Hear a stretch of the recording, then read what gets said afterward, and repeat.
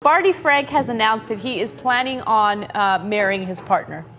Oh, well, look at that. I like this story. So his partner is Jim Reddy, and apparently they met back in October of 2005 during a fundraiser. And after his partner at the time died, he started getting a little cozy with Representative Frank. And in Massachusetts, they are, of course, allowed to get married, and they will have an official marriage. Now, you know, when Barney Frank was in the House, he was solidly progressive on some issues, and there were some issues he drove me crazy on, right? And look, that's the day-to-day politics, and you agree and disagree with people. But and sometimes I got frustrated with Dodd-Frank financial reform. Of course, his name is on it. I thought that financial reform was way too weak, and I can give you 100 different examples of why.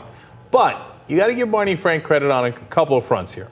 Number one, he is a very rare guy who came out and said, I definitely will not sign on to be a lobbyist. And I believe him. Now, I could be wrong, right? But he was very, very adamant. It wasn't like the other guys, oh, no, I probably will not do lobbying. Like, you know they're going to go straight to K Street, right? He said, look, I want to get out of here, man. I want to go back home. I want to teach or something, you know? I want to give back. I don't want to be involved in Washington anymore. So give him credit for not selling out on that.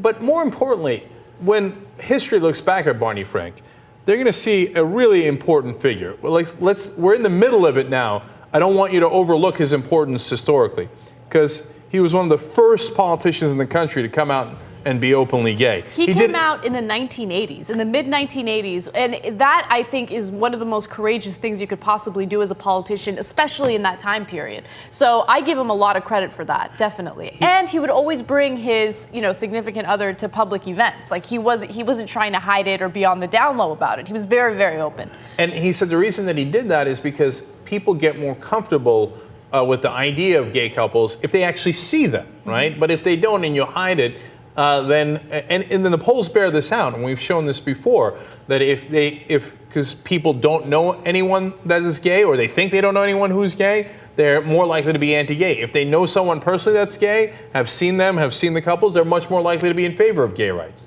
And Barney Frank lived that, and it was absolutely courageous in the 1980s to come out and say, I'm gay and I'm going to run for re-election. Now, I know it was in Massachusetts, makes it a little easier, right? I get that, right? But still, even in Massachusetts, it took courage, and he was a trendsetter, and now he's going to get married and take the next step in the gay rights movement. And I think when we look back, we will think that he was a seminal figure in this country in advancing rights for a broader section of Americans.